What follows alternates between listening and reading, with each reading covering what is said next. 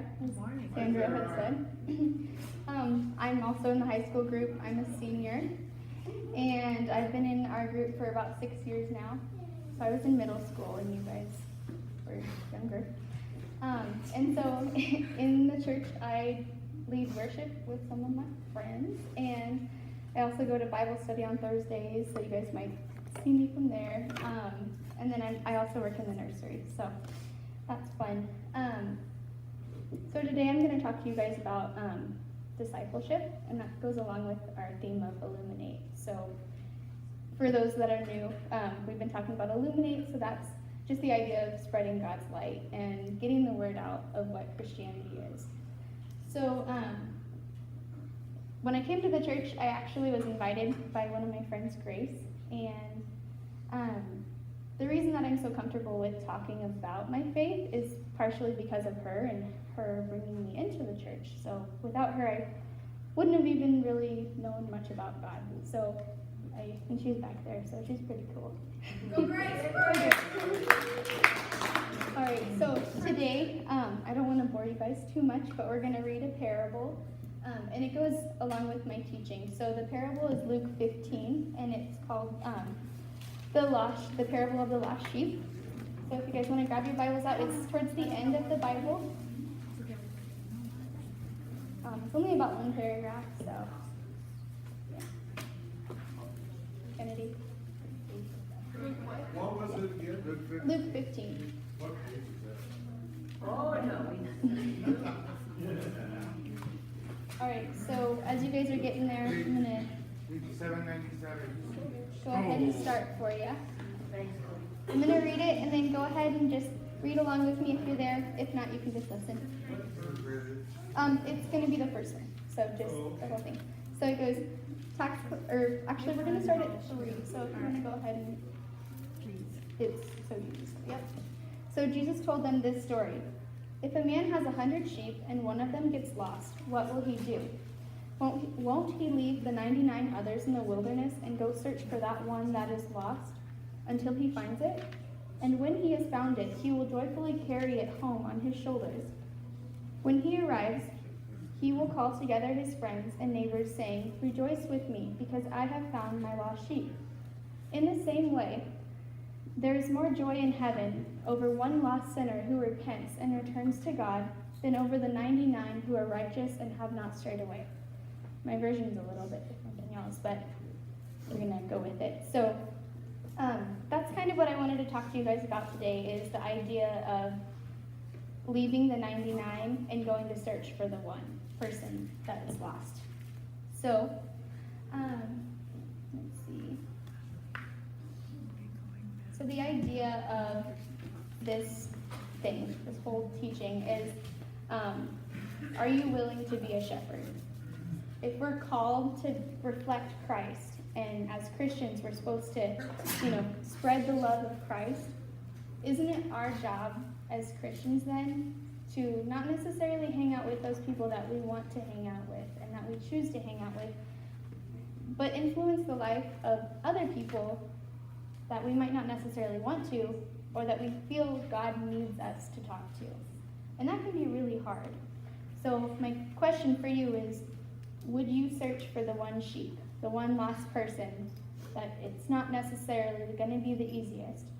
And are you willing to leave your friends behind to go and search for them? So if you guys want to turn to your partners and talk about that for a few minutes, just kind of discuss, are you willing to go and help other people? It's okay to talk to each other. I don't know. What do you think? So the question is, are you willing to go and help people and sacrifice by leaving your friends behind? Leaving the easy things behind. So I do things other than like leave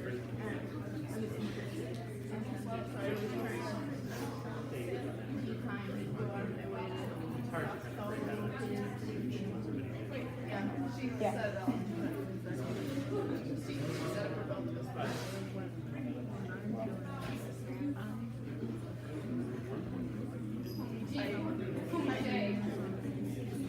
All right, so I'm gonna bring it back in. For me, I wasn't always willing. So for me, I wasn't always willing to go search for the lost sheep, to go help other people, because I was really caught up in growing myself and my own benefit. So the first time that I kind of did that was with my friend Taylor Weir, who is also here today. She's in the little jacket. And I'm just going to explain to you guys our friendship. So when we were younger, like elementary school, we kind of had like a sisterhood. And we were like, we'd always play together and we always had a lot of fun together. Then we hit middle school and it turned into more of a forced friendship. Our moms were better friends than we were. And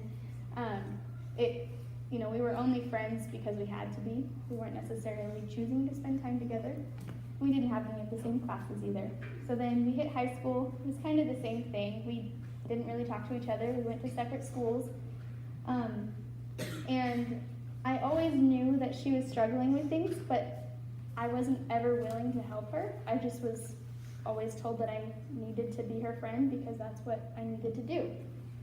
And then we hit senior year, and I took a leap of faith and I invited her to church camp. And that worked out really well because it kind of opened the doors to the idea of a different kind of friendship, a friendship that was actually real and not forced.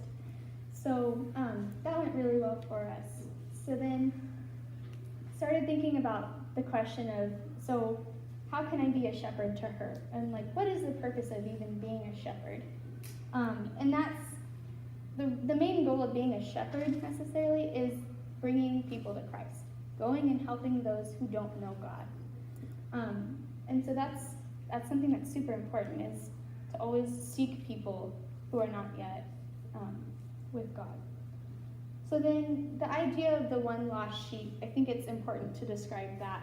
Earlier I was talking about how, the lost sheep may be someone that you don't necessarily want to go hang out with, and it may be someone that you feel super uncomfortable around. And as middle schoolers, you guys are still trying to find out who you are. I am too. I'm a senior in high school and I don't even know myself very well. But the main thing is that as long as you are sacrificing and you're showing the intentions and a desire to get to know people and bring them to God, there's no way that you can be hated for that. And if you are, it's not your fault. So another option of what the lost sheep can be is the lost sheep could be a friend that's so close to you, but you don't even realize how far away they are from you. So for example, Taylor was always really, really close to me, but I never really understood what I needed to do in her life to help her out and to be a true friend. So there's that. Another example of what the lost sheep could be is someone who your friends don't like. So this could be a person who's just not in your friend realm and you don't feel comfortable going up to them because you don't want to be judged for necessarily being affiliated or just being surrounded by them. So my next question then, and this is like an important one, so are you willing to help someone who you know God is urging to help you, or God is urging you to help? Are you willing to go and seek people and help people that you know God wants you to, even if you don't feel comfortable with it? So if you don't feel comfortable with it and you're saying, no, I'm not going to go and I'm not going to, even be a good friend to this person because I don't feel comfortable, what's holding you back? What is stopping you? Could it be pride? So could it be your image, your identity, who you are? Could it be the fact that you don't want your image to be affected? Could it be fear? So just the fear of rejection is that's huge. I mean, you don't necessarily know if they're going to catch on to what you're saying or even be receptive of your friendship. Could it be laziness? Could it be that you just don't want to because you don't think you have time or you have other things to do, like play video games? Or could it be a lack of trust in God's plan? So that's a really important one. Do you trust that what God is doing in your life regardless of whether you feel comfortable with it or not, that you will be able to spread his word knowing that it's for him and he has a plan. So if you are willing necessarily, if you are willing to step out and talk to people and help people, how are you going to do that? It seems easy. There's really practical things you can do. If you see someone sitting at lunch by themselves, the practical answer and the best one I could think of is go sit with them. Or if you see someone being bullied, we're always taught that we're supposed to speak up about that. But there's also other spiritual ways that we can help them and we can be friends to them and we can disciple them. So can you guys think of any ways that you could help someone other than just someone who is alone or someone who's being bullied, other than just doing the practical answer of going and sitting with them or speaking out? Do any of you have any ideas? Try praying for him. Yeah, you can pray for them.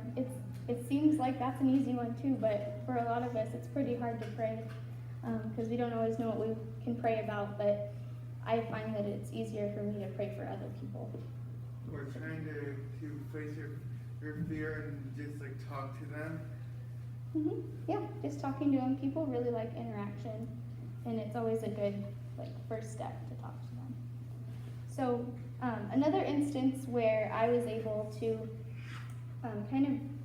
disciple people and bring them in was I have a set of twins that are my friends named Keely and Darby, and I invited them also to church this year, to church camp, as well as Grace inviting them. And at first I was really scared to do it because, you don't want them to not be your friends anymore if they are completely against the religion.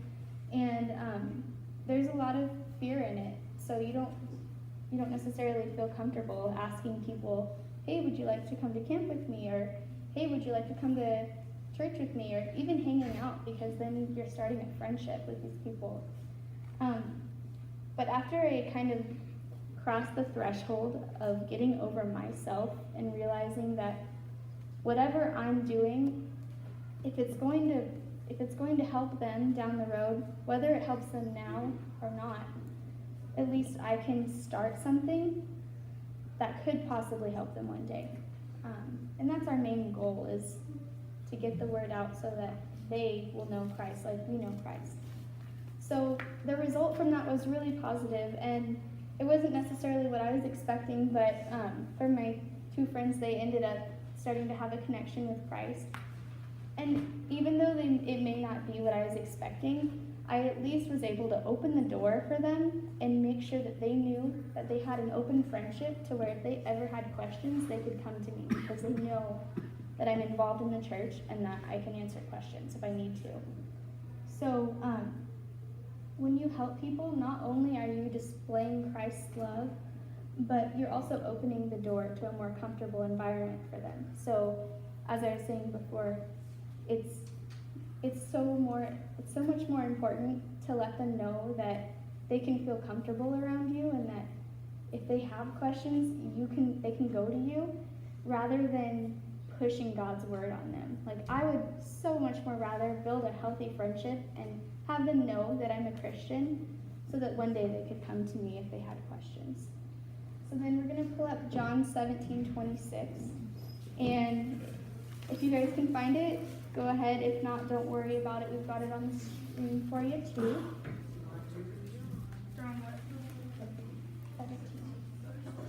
So I have a little bit different version. I'm going to read you my version. If you don't have it, go ahead and look at that one. But the version I read was, I have made you known to them, and I will continue to make you known in order that the love you have for me may be in them, and that I myself may be in them. So that basically means I'm showing God's love. I'm doing my job as a Christian to disciple and to help people. And I hope that one day, even if it's not today, that you could be in them, and that maybe even I and my love could be in them. So that is kind of the that's kind of one of the things I go back to when I start getting scared about talking to people about God, or even being friends with people I don't feel comfortable with, is, I have revealed them to you, God. I'm giving up all of my fears, all of my pride. I'm giving it up to you, and I'm just going to go ahead and tell them what I believe, so that maybe one day you can be in them and that I can be in them. So, I'm going to go ahead and wrap up here. I have just a couple takeaway points I want you guys to think about when you guys are going through your week. Just so we're all clear, God is never going to be disappointed in you for trying to disciple someone. And I don't feel like you guys should even be pressured to disciple someone, but I feel like once you find it in your heart to talk about God and to invite people, you're doing the right thing. And when you've gone through all of your life and you get to where you're a really old man or woman and you end up going up to heaven and God's reviewing your accomplishments and your downfalls of your life, wouldn't you rather God say, well done, my good and faithful servant? You tried so hard and you brought so many people to Christ, even if you didn't know, just by the lifestyle you were living, because it was different than the way other people lived. You touched so many lives. We wouldn't want, we wouldn't want to get up there and God say, yeah, you were faithful to me, but you didn't do anything with the good news. You didn't spread it. You didn't even reflect a life that was like him. So for me personally, I would rather, not have any shame, just go all out and live a lifestyle that people are going to see something different in me and know that I'm a Christian, so that one day hopefully they could believe the same thing. I'd way more rather that than passing by someone and not ever giving them the chance to know Christ. So then my last thought was, do your best. As imperfect as we are, we all have our flaws. But just try your hardest to reflect a life that involves Christ and that is different than the others around you. So ultimately, the thought is, don't prove yourself to people, prove God. We're doing this by living amongst people who we're not necessarily comfortable with. We live amongst the broken, and we live amongst the people that need God. Everyone needs God, so we might as well, disciple as many as we can and just touch the lives as many as we can. And that's by living an authentic lifestyle. So authentic meaning live the life that Christ wants you to live, because in that way you're showing people that there's something different about you. There's something different than just all of the sins and all of the hate. You can be whoever you want to be, but as long as you're living a lifestyle that reflects Christ, you are in a way discipling. So my kind of takeaway for you guys just to think about is, if we are called to be the hands and feet of Christ, so we're called to live like Christ, then it's our job as Christians to live like shepherds, helping those and bringing those back in who aren't necessarily in the church or aren't necessarily living a lifestyle that reflects Christ. And that's kind of a big job to do, but I think that even as middle schoolers, it's really tangible and it's really possible to, in a way, bring in people to the church that need to be brought in, not just that are easy to bring in. So that is my teaching.